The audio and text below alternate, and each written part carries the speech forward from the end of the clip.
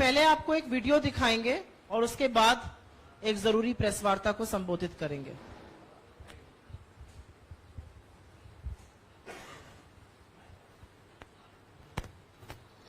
और विनेश, ये तो मेरे ही परिवार की है।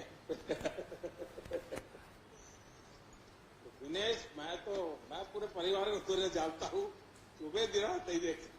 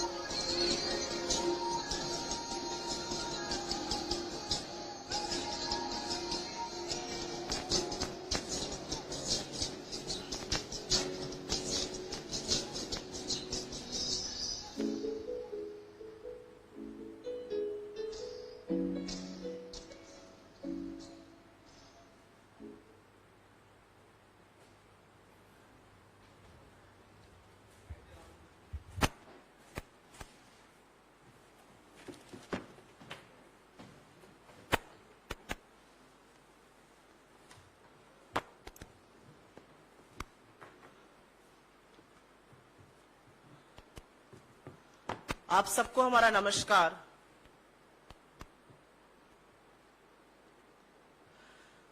मेरे साथ मेरी मित्र और कोलीग महिला कांग्रेस के अध्यक्ष सुश्री नीता डिसूजा जी हैं, संजीव सिंह जी हैं। मुझे नहीं पता आपको ये वीडियो देखकर क्या लगा, लेकिन मैंने भी पहली बार पूरा वीडियो यहीं पर देखा।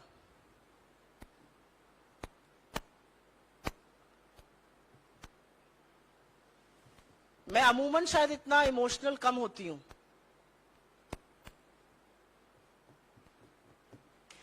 इस देश की सबसे होनहार बेटियां,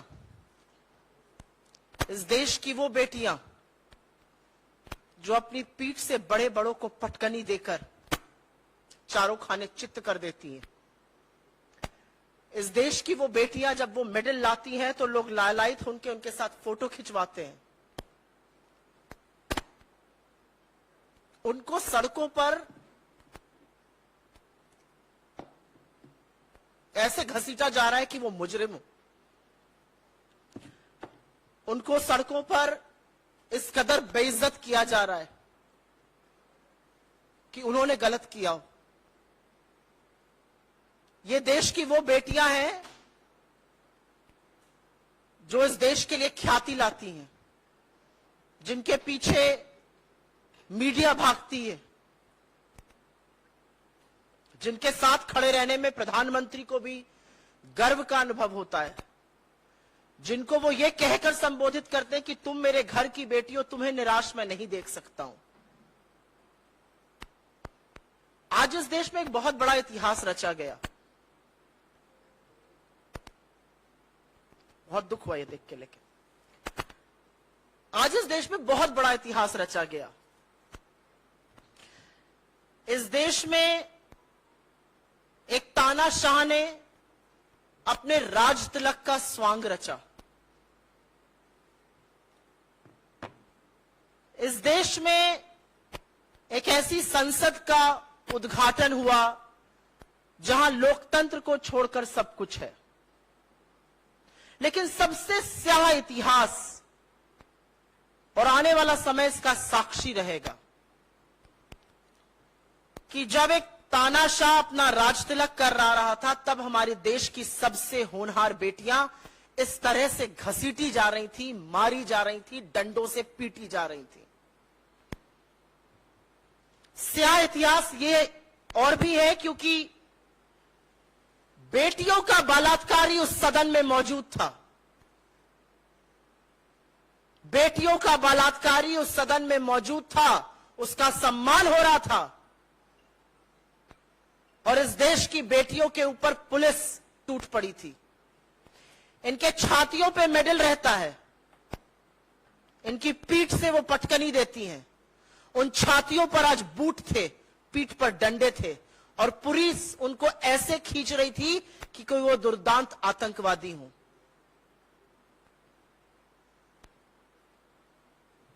आज इस देश में वाकई में इतिहास रचा गया है। हाथापाई करी गई उनके साथ। और ये क्या कर रही थी लड़कियां? 1 महीने से ऊपर इस देश की सबसे होनहार, सबसे वीर बेटियां जंतर मंतर पर बैठकर आपसे न्याय की गुहार कर रही हैं। न्याय देना तो दूर, आपने उनको आतंकवादी घोषित कर कर उनके साथ यह दुष्चार किया है। कुछ सालों पहले एक दिवंगत प्रधानमंत्री ने आज के प्रधानमंत्री से राजधर्म की बात करी थी। आज जब राजदंड के नाम पर एक सोने नामी की छड़ी लेकर प्रधानमंत्री चल रहे थे, उस समय देश की बेटियों के साथ यह हो रहा था। और मन में एक सवाल जरूर उठता है कि क्या तानाशाह इस कदर सत्ता के अहंकार में चूर्ण है कि उसको कोई फर्क नहीं पड़ता है? दिल्ली को छावनी बना दिया गया, किसी को आने की दिल्ली के अंदर इजाजत नहीं है। उन लड़कियों को सिर्फ घसीटकर मारा ही नहीं गया, डिटेन किया गया, उनका सामान फेंक दिया गया। मेरी कोलीग यहां पर हैं, वो आपको और विस्तार में बताएंगी कि जब महिला कांग्रेस के हमारे सहकर्मी वहां पर गए तो उन्होंने क्या विभत्स दृश्य देखा। लेकिन वो 1 महीने से न्याय की गुहार कर रही हैं, और न्याय के नाम पर सिर्फ और सिर्फ सरकार की चुप्पी और ये जो आज बर्बरता हुई है, ये नजर आ रही है। कुछ लोग पूछते थे, और आज ये सवाल अपने आप में ज्यादा बड़ा हो जाता है कि भारत जोड़ो यात्रा का मतलब क्या है? क्यों कर रहे हैं आप लोग भारत जोड़ो यात्रा? देश टूटा ही कहां है? आपको ये टूटा देश नहीं दिखता है? आज जिस तरह से साक्षी मलिक को या विनेश फोगट को या बजरंग पुनिया को जिस तरह से खींच खींच कर लताड़ा जा रहा था, जब नए संसद का उद्घाटन हो रहा था तो हमारे देश की बेटियों का चीरहरण हो रहा था। इतिहास इस बात का साक्षी बना है आज। और अगर ये देखकर भी एक सभ्य समाज चुप रहेगा तो वो समाज सड़ चुका है, गल चुका है। उस समाज को अपने आप को सभ्य कहने का कोई अधिकार नहीं है। देश का प्रधानमंत्री सत्ता के नशे में ऐसा चूर्ण है कि उसको लग रहा है वो राजदंड का प्रतीक लेकर एक नई संसद का उद्घाटन कर रहा है। दीजिए राजदंड और निभाइए राजधर्म। राजधर्म आप तब निभाइएगा जब आज शाम तक बृजभूषण शरण सिंह को आप निकाल फेंकिएगा। आज भी वो आदमी कुश्ती संघ फेडरेशन का अध्यक्ष बना हुआ है, आपका सांसद है, संगीन आरोप है उस पर, पॉक्सो जैसे आरोपों से दबा हुआ है वो, और वो ललकार रहा है हमारी बेटियों को।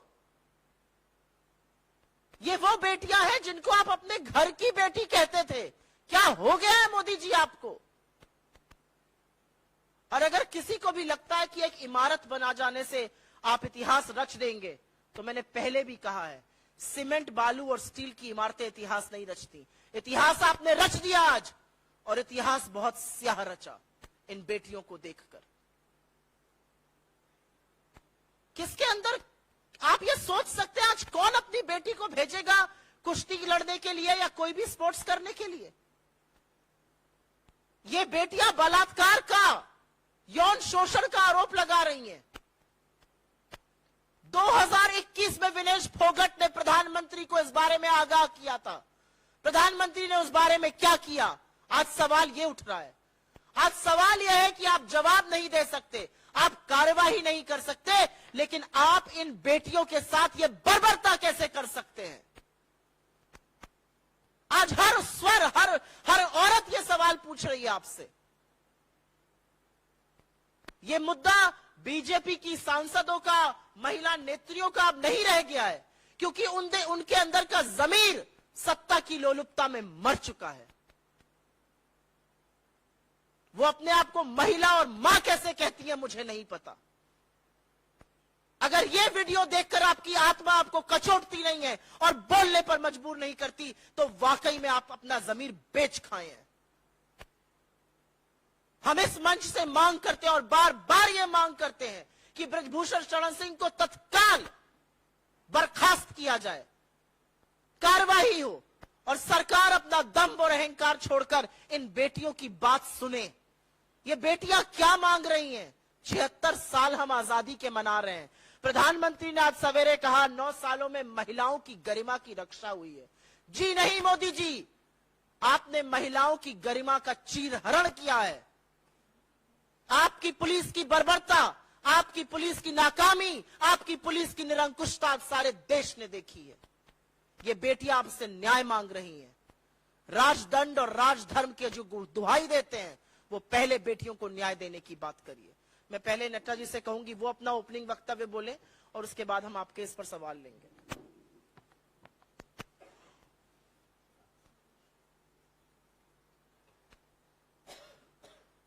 आज सच्चाई ये है कि नई संसद की शुरुआत महिलाओं के अपमान के साथ शुरू हुआ है। इसके लिए मैं मोदी जी को बधाई देती हूं कि उन्होंने भाजपा का जो परंपरा है, महिलाओं का अपमान, महिला शोषण, महिला उत्पीड़न, महिला को प्रताड़ित करना, ये उन्होंने जो भाजपा की जो परंपरा है, इस परंपरा को जिंदा रखने का काम किया आज मोदी सरकार। और मोदी के नए सांसद में जैसे ही प्रवेश किया है, उसमें आज ये दिन हम सभी के लिए, देश की महिलाओं के लिए एक काला दिन है। क्योंकि जैसे मेरे साथी ने, सुप्रिया जी ने, उनकी एक एक लफ्ज में सच्चाई है। सच्चाई ये है कि जिस तरीके से देश की बेटियों के साथ, देश की गौरव के साथ, और दुख की बात यह है कि जिस इंसान ने एक बार कभी उनको गलती से बेटी पुकारा, कभी जिंदगी में कोई नहीं चाहेगा कि ऐसे लोग किसी को बेटी कह के पुकारे। उस बेटी के साथ और उन बेटियों के साथ जो हुआ है, वो आज किसी से नहीं छुपा है, देशवासियों से भी और देश के बाहर रहने वाले लोगों से भी नहीं छुपा है। आज का दिन भारतीय इतिहास में महिलाओं के लिए खास करके, जिस तरीके से भारत के गौरव को जिन बेटियों ने अपने सीने पे मेडल्स लेके आए, उन बेटियों के सीने पे पुलिस के जूते, उन बेटियों को रगड़ा गया, खींचा गया, और उन बेटियों के हाथ में देश का झंडा था। कोई तालिबानी नहीं थे वो लोग। देश के झंडा के साथ आज अपमान हुआ है। बेटियों के हाथ में झंडा था, झंडा तक गिर गया। बेटियों, अगर मैं दिल्ली पुलिस होम मिनिस्टर से पूछना चाहती हूं, देश के झंडा को ऐसे गिराने का उनका कोई अधिकार नहीं है। सबसे पहले उन सभी पुलिस लोगों पे, सभी पे, और जिन्होंने उनको वहां पे आदेश दिया है, उन पे कार्रवाई होनी चाहिए कि देश के झंडा को अपमान सरेआम, जिस दिन नई संसद का उद्घाटन हो रहा हो, देश के बेटियों के साथ साथ देश का झंडे का भी अपमान हुआ है, हमारे तिरंगे का अपमान हुआ है। जिस तिरंगे के लिए देश के लोगों ने, बहुत सारे स्वतंत्र सेनानियों ने आजादी लड़ाई लड़ी है, आज उन सभी की जो खून उन्होंने देश के लिए बहा है, उनका अपमान आज हुआ है। एक और इनका अपमान, और दूसरी ओर संसद के अंदर यही ब्रजभूषण। मैं पूछना चाहती हूं प्रधानमंत्री जी से कि क्या लोकतंत्र यही है? क्या आज एक अपराधी सदन के अंदर और दूसरी ओर बेटियों पे जो उनके आदेश के हिसाब से दिल्ली पुलिस ने किया है, क्या बेटियों के अपराधी बीजेपी सांसद की मौजूदगी लोकसभा के अंदर, नए लोकसभा के अंदर, क्या यही मोदी जी का न्यू इंडिया है? न्यू इंडिया के नाम पे लोगों को बेवकूफ बनाना बंद कर दे। देश की जनता, देश की महिलाएं, देश की बेटियों के लिए, देश की बेटियां जो हैं अब बहुत जल्द एक होने वाले हैं। और आज मैं यकीन के साथ ये कह सकती हूं कि देश के कोने कोने में जिन बेटियों ने ये देखा है, जिन माओं ने ये देखा है, वो कतई चुप नहीं बैठेगी। और यहीं से इन लोगों की, इस भाजपा सरकार की जो तानाशाही का अंत होने के जो दिन है वो नजदीक आ रहे हैं। ये देखिए, बेटी के साथ साथ देश के झंडे का अपमान, भारत के तिरंगे का अपमान है ये। भारत के तिरंगे का अपमान भारत की बेटियों के साथ साथ देश की एक भी बेटी सहन नहीं करेगी। मोदी जी, मोदी सरकार, मैं इस प्रेस वार्ता के माध्यम से देश के कोने कोने में बैठे हुए बेटियां, माताएं और देश की जनता से कहना चाहती हूं, आज अगर ये बेटियां जो एक वक्त पे, जिनके लिए इसी प्रधानमंत्री जी ने रेड कारपेट वेलकम किया, आज अगर उनके साथ ये हो सकता है तो आम बेटी के साथ क्या हो सकता है। उठो, जागो, ये वक्त आ गया है। भगवान न करे कल ये हम में से किसी की बेटी हो या हम में से कोई हो, अब वक्त है एक होने का। बहुत धन्यवाद। और मैं आपको दोबारा से यह दिखा देना चाहती हूं, जो विजुअल्स आपने स्क्रीन पर देखे, जैसा कि नड्डा जी ने कहा, ये संगीता और विनेश फोगट है और ये एक दूसरे को बचा रही हैं। और तिरंगा जो लेके चल रही थी वो सड़क पर पुलिस की बर्बरता से फेंका गया। ये साक्षी मलिक है, जिसके नाम से बड़े बड़े रिंग के अंदर कांप जाते हैं। उसको पुलिस ऐसे पकड़ रही है कि कोई दुर्दांत आतंकवादी हो। ये ब्रजेश पुनिया है। ये सब वो लोग हैं जिनके साथ मोदी जी ने तमामों तस्वीरें खिंचाई। ये वो तस्वीरें हैं, क्योंकि जब तस्वीर खिंचाने का वक्त आता है तो ये मोदी जी तस्वीरें खिंचाने पहुंच जाते हैं। विनेश फोगट और साक्षी मलिक के साथ, अपने परिवार की बेटियों के साथ मोदी जी की ये कुछ तस्वीरें हैं। मुझे नहीं पता कि मोदी जी ने आज के विजुअल्स देखे हैं कि नहीं देखे हैं, लेकिन एक बात ये सच है कि आज जो हुआ है इस देश में, आज जो हुआ है इन बेटियों के साथ, वो वाकई में एक काला दिन है। और इस बात का साक्षी है, आज इतिहास रचा गया है, सबसे स्याह इतिहास इन बेटियों के साथ। और इतिहास साक्षी रहेगा कि कैसे एक प्रधानमंत्री अपने आप को सम्राट समझकर, अपनी प्रजा को 5 किलो अनाज बांटकर सत्ता के अहंकार में इतना चूर्ण है कि जिस दिन नई संसद का उद्घाटन होता है, उस दिन वहां से 1 किलोमीटर की दूरी पर हमारी देश की बेटियों का चीरहरण होता है और सम्राट ने अपनी आंखों पर पट्टी बांधी हुई है।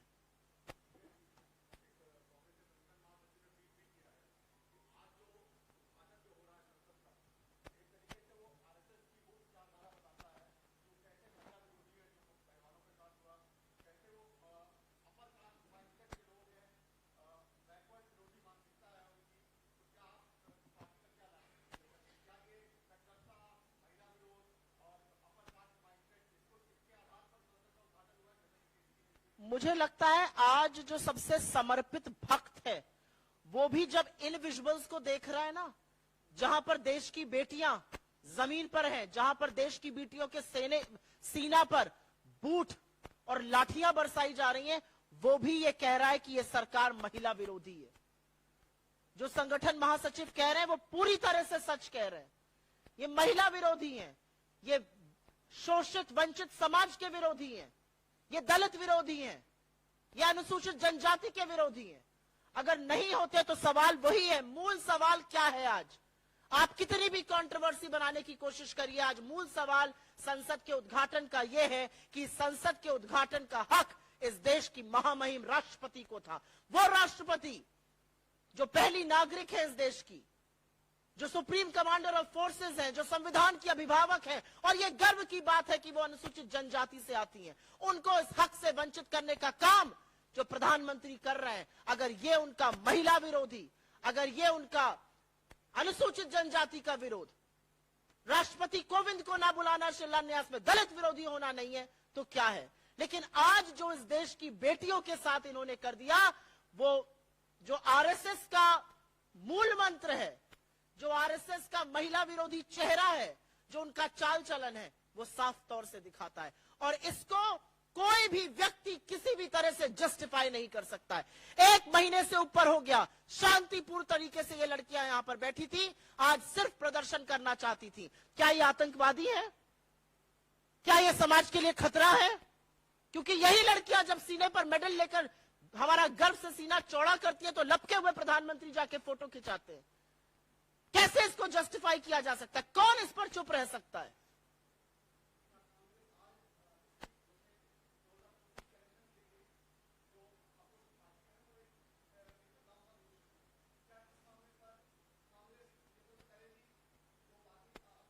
मैं इसका जवाब एक औरत होने के लिए दूंगी। मैं इसका जवाब कांग्रेस की प्रवक्ता होकर नहीं दूंगी। इसको राजनीति से मत जोड़िए। आपसे मेरा हाथ जोड़कर निवेदन है, मैं बिना ललोला आपके आपसे कह रही हूं, इसको प्लीज राजनीति से मत जोड़िए। जो आपने देखा और जो हम दिखा रहे हैं, ये राजनीति से बहुत ऊपर है। ये इस देश की आधी आबादी की अस्मिता का सवाल है। मैं आज आह्वान करना चाहती हूं भाजपा की महिला सांसदों से, महिला मंत्रियों से, अब तो जागिए, देखिए क्या हो रहा है इस देश की बेटियों के साथ। इसमें कोई राजनीतिक लामबंद की बात नहीं है, इसमें कोई विपक्षी एकता की बात नहीं है। ये आधी आबादी का मसला है। प्लीज इसमें राजनीति मत लाइए, भगवान करके इसमें राजनीति मत लाइए। ऐसा करके आप इन बेटियों का जो मान सम्मान है उसको अपने पैरों के तले रौंद रहे हैं। गलत कर रहे हैं आप, मत करिए ये काम।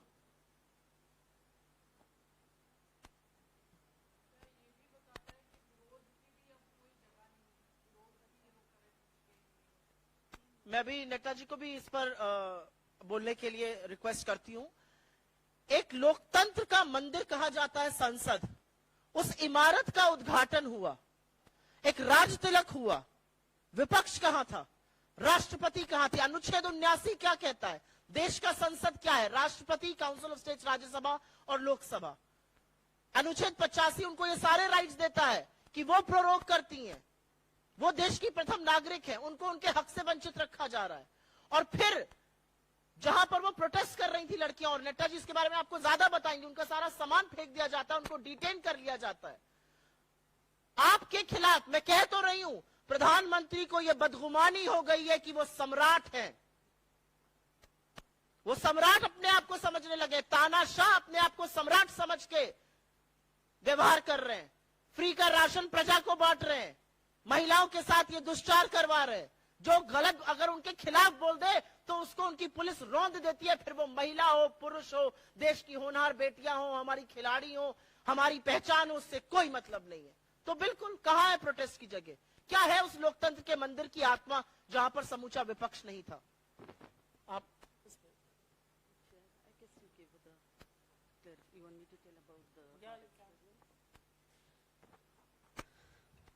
एक महीने पहले जिस दिन हमारी देश की गौरव ने वहां पे दोबारा वहां पे जंतर, आप सभी को पता है कि 3 महीने पहले भी, यानी कि 4 महीने पहले उन्होंने ये धरना शुरू किया था, उनको वहां से उठाया गया और उसके बाद 3 महीने तक जब कोई कार्रवाई नहीं हुई सरकार की ओर से, 3 महीने तक जब एफआईआर तक दर्ज नहीं हुई। आप सोचिए, हम उस देश में जी रहे जहां पे 0 एफआईआर होता है।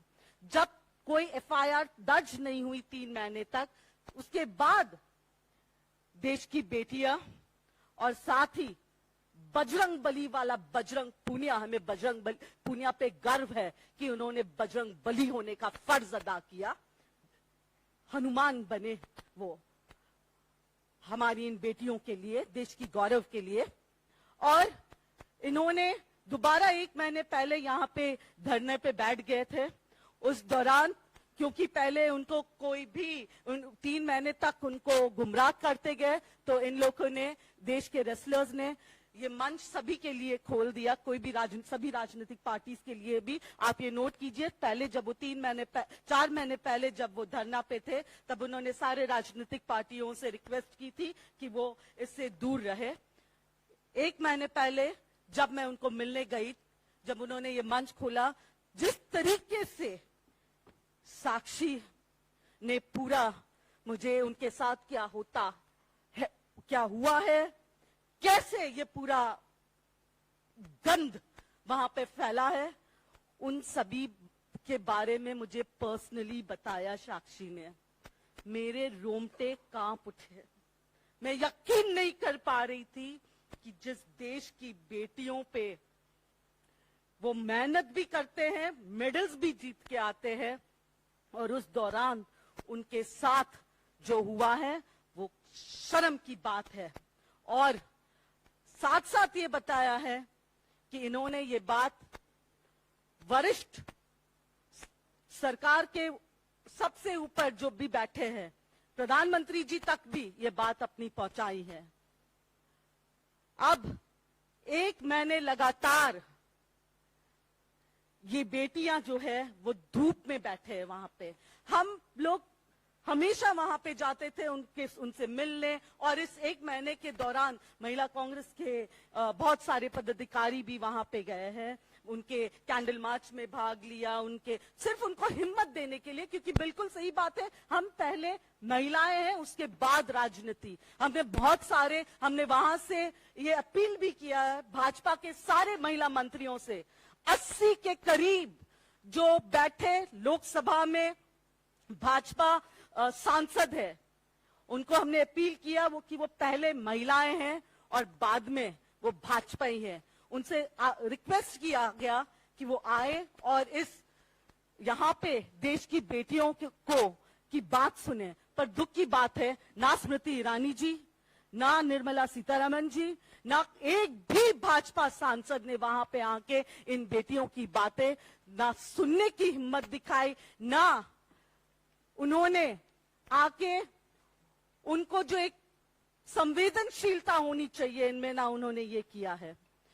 आज जिस तरीके से सारे गेट्स बंद कर दिया गया, क्योंकि जो महिलाएं हैं वो देश के कोने कोने से आ रहे थे उनसे मिलने के लिए, ये जो आज जो महापंचायत बुलाई गई, मैं एक सवाल पूछना चाहूंगी मोदी जी से और उनकी पूरे सरकार से कि वो इस महापंचायत से इतने डरे हुए क्यों हैं?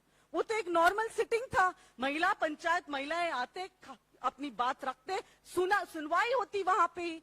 जब इन बेटियों ने और साक्षी की मां ने ये रिक्वेस्ट किया कि हम बाहर नहीं जाएंगे, हमारी सुनवाई यहीं पे, हम जंतर मंतर पे ही बैठ के बातें करेंगे यहाँ पे, तब इतनी बड़ी तादाद में पुलिस फोर्स ने जिस तरीके से इन लोगों पे हमला किया है, और उद्देश्य एक ही है कि ये जो शांतिपूर्वक धरना है उसको बंद करने का, उनको खत्म करने का। इसी कारण से आज उनका वहां से तंबू भी निकाल दिया गया। जंतर मंतर जो एक जमाने में एक पूरा सड़क हुआ करता था जहां पे लोग आराम से जाके वहां पे अपना आक्रोश दिखाते थे, एक ऐसी सड़क है जंतर मंतर जहां पे लोग वहां पे जाके अपने धरनाएं करते थे, आज वो जंतर मंतर 100 मीटर के अंदर इन्होंने सीमित कर दिया। ये दिखाती है कि ये सरकार लोगों के जो विरोध भी जताने का जो अधिकार है वो उसको खत्म कर रहे हैं।